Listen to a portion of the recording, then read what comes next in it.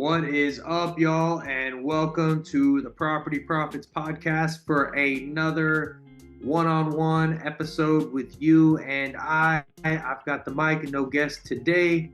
I've got a badass one dropping tomorrow, but let's get to it. So I gotta tell y'all a story that happened today that could probably benefit you if you are doing deals. You are gonna encounter some crazy stuff and have crazy stories. So let's get to it. I stopped a foreclosure a few weeks back. I'm going to tell you how I did it. All right, so we JV with people. They buy leads. We close them on our wholesale side. Cool.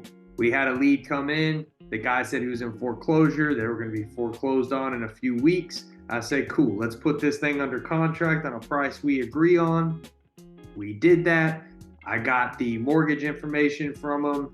The lawyers that were dealing with their property, with the foreclosure, I had him personally write a letter releasing information to me, or releasing me being the person that could speak on his behalf to the attorneys and to the mortgage company.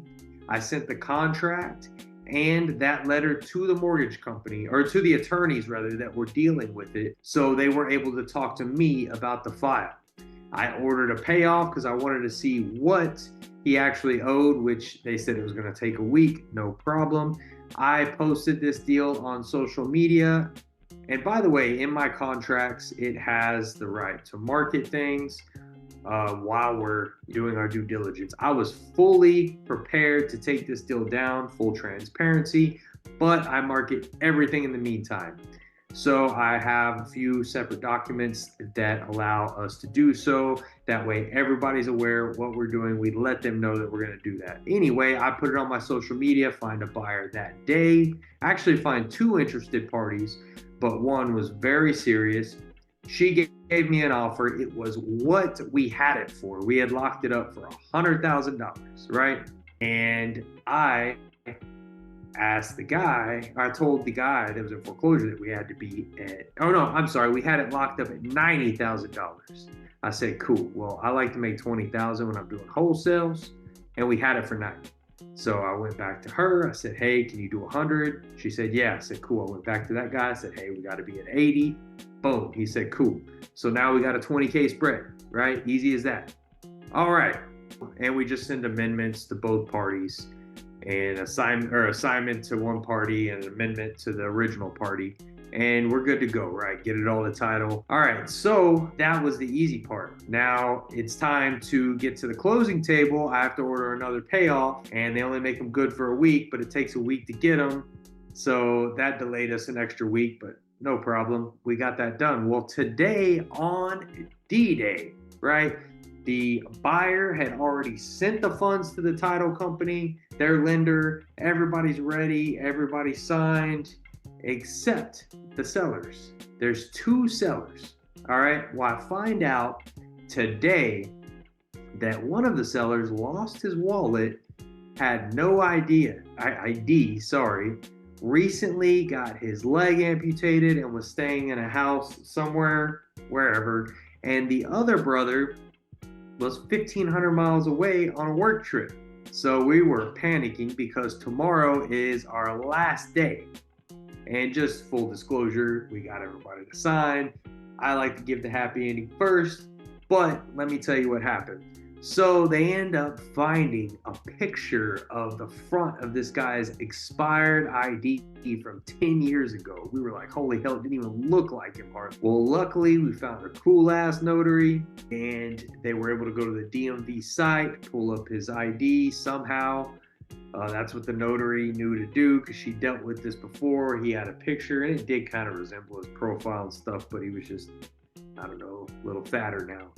But anyway, they got it done, and the other seller, literally, we were bugging this dude from 8 o'clock this morning all the way to 5 p.m. Literally every hour, like, dude, did you sign notarize.com? Did you sign?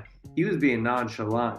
But you know, hindsight is not hindsight. I mean, they had zero incentive to close on this deal because they weren't getting paid. Literally, they were getting $100 check at closing. We had it for 80. Their payoff was 79, whatever.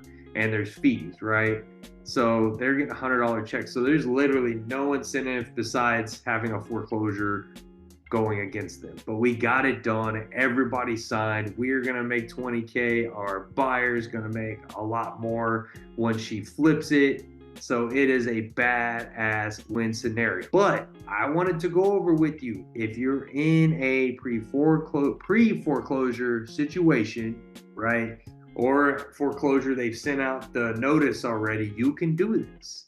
You can put a property under contract. You can send that contract to the attorneys. You can call those attorneys and say, hey, who do I email an authorization for so that I could speak on behalf of this address? They'll give you the email address. Get with the seller. Have them write it out, physically write it out and physically sign it and send it back to you. Get all the paperwork that they could possibly have together. Request a payoff from that company. Start communicating with that company. All right, that's how you do those deals. They could be very lucrative deals. They're very sensitive, touchy situations, but I am so happy that we got it done, and we like doing those deals for people. We have saved people's homes from foreclosure, and that's how we've done it. So if you like this episode, if you want to hear more stories, get more bombs dropped, let me know. Leave a comment anywhere on my page. Give me a 5-star review. That'd be badass because it helps the algorithm push this podcast out, and I would so deeply appreciate it. Until next time, tomorrow I got a badass guest, and we are launching this episode. I'm so excited about it. So anyway, y'all have a good one. Peace out.